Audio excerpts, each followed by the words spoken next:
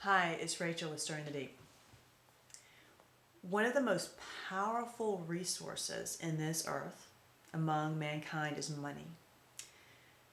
And in the Bible, it says that the love of money is the root of all evil, all kinds of evil. And you can certainly see that in this world. And today I want to talk about how you should approach money, because it is indeed powerful, right? It's a very simple philosophy that money, like love, is attracted to those who give it. You want to be a giver of money. All others have to take it. And that's true with love and money, which totally corrupts them. So when you give money, it's attracted to you because it's a powerful resource, and God knows this. And if you're faithful with a little, then He gives you more. So as you freely give, you get more. But you freely give it because you're not attached to it. Money should not be something that we're attached to. And because then we make it an idol. Like we have to have this money here. We're so focused on gathering it. If you're so focused on gathering it, you're turning its power into corruption in your life. If you're focused on giving it, you're taking that power of money and turning it into a great blessing into your life. Because as you give it, then you are greatly blessed, because not only do you get the blessing of giving it and giving that to someone else, but you also gain more, and because you get doubly blessed in that. It's a wonderful thing to give. It is such much greater than receiving, right? But you need that whole dynamic. So if someone's giving to you truly out of the heart, receive that, because that is a great blessing to them. But also be a giver, right? The very interesting thing about money, and especially when it comes to giving, is that there's a responsibility there, right? And so when you're seeking the wisdom of God, remember everything that He does is about righteousness and holiness and justice and mercy and love and peace, every act. And so even when whatever you have of your resources, all those things need to be a part of that. So with money, especially, it's giving to people that are showing kindness.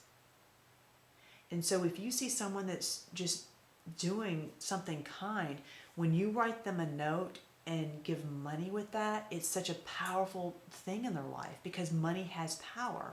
Because you're not just saying, hey, what you did for that person is amazing, but you're also recognizing that, and you're really backing that up with this powerful resource.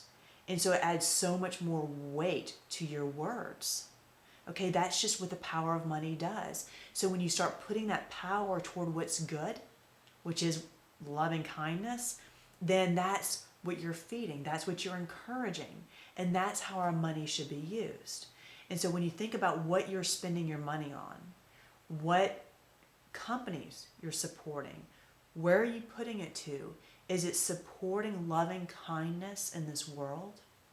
Or is it supporting takers? People that are oppressing, people that are, using their power to hurt and control or suppress other people. I mean, there's so many dimensions to this. But if you understand these few principles around this extremely powerful resource, you're going to experience amazing blessing, amazing power, and amazing freedom in your life. Because money is a big idol for people, because it does have a power, obviously. I mean, it gets you things, right?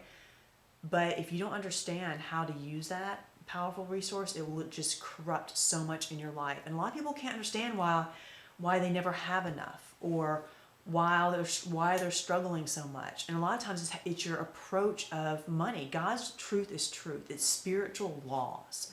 And so once you tap into that spiritual laws and that wisdom, you start operating in that, it changes your life.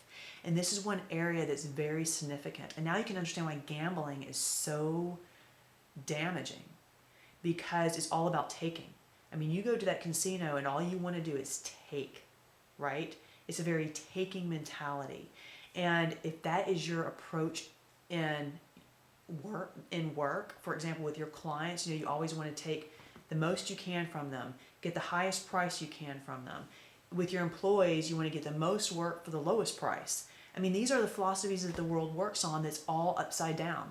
And that's why money is so corrupting and so harmful, because they're not using that power correctly.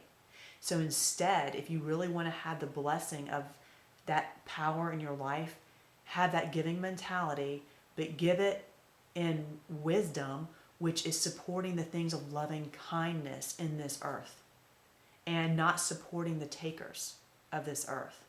So these are just a couple things to consider and to examine your own life by, because when you walk in them, as my life, I've seen it and I testify to it, it's amazing what happens when you walk in that wisdom of God in this area. Till next time, keep stirring the deep. It's the one thing that changes everything else.